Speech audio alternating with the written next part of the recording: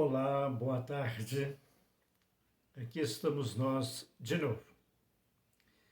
E falando um pouquinho sobre essa tradição judaica que era passada de pai para filhos, essa tradição dos hebreus, em que começa com a criação, e nós falávamos que a criação tem duas narrativas para dizer como que Deus tudo criou. E dessas narrativas, o povo de Deus acreditava que assim Deus fez tudo acontecer. Só que também essas narrativas que os hebreus passavam de forma oral, de pai para filhos, principalmente quando era a festa do Haggadah. Haggadah é a festa da Páscoa, onde as famílias celebravam a Páscoa em casa. Numa ponta da mesa sentava o ancião mais velho e do outro lado o jovenzinho. E o jovenzinho, num determinado momento, perguntava ao ancião por que eles estavam ceando naquela noite, em família.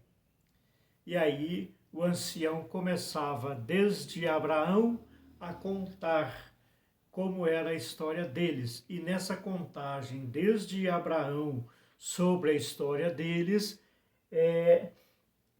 quando chegava na época de Salomão, por aí, ele já contava sobre a criação primeira, e depois, a criação segunda, desculpa, e depois, quando o povo de Deus foi chegando no exílio, ele já contava a narrativa da primeira.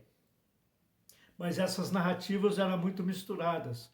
Na época tinham várias mesmo.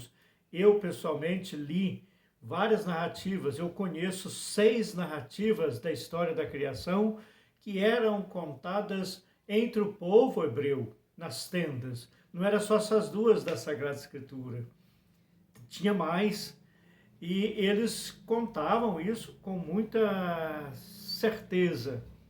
E nessas narrativas, a ideia principal era mostrar que Deus sempre quis o bem, que Deus sempre quis o melhor para as famílias, para as pessoas, para as comunidades, para os povos.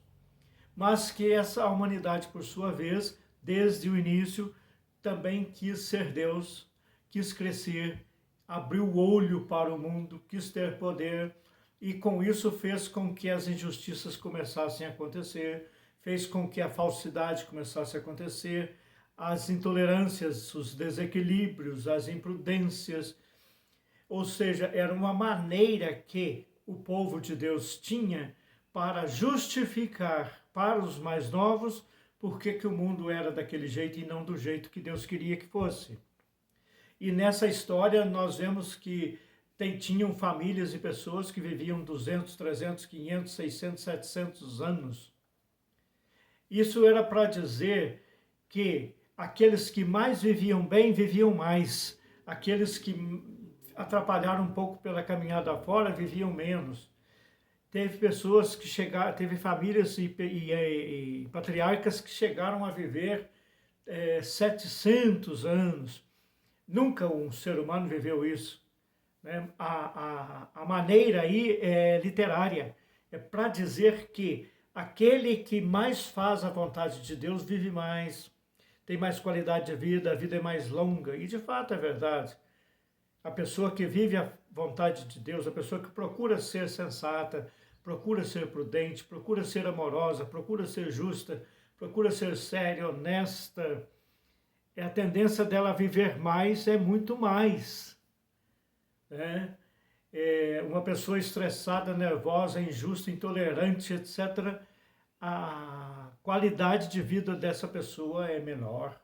Isso não há dúvida. É muito difícil uma pessoa que passou a vida inteira vivendo uma tremenda estresse, um tremendo desequilíbrio, ter vida longa. É isso que aquele povo, o autor sagrado quer dizer lá.